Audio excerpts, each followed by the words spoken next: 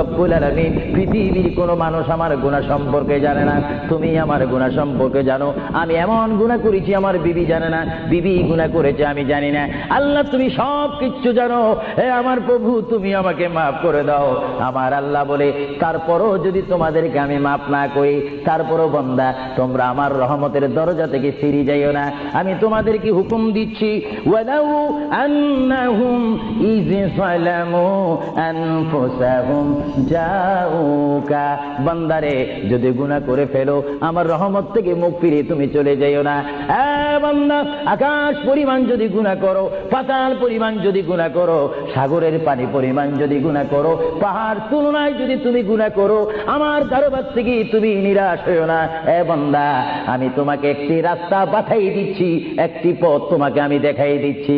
সেই পথটি কোন পথ তোমরা জানো? ওয়ালাউ আন্নাহুম ইয যালামু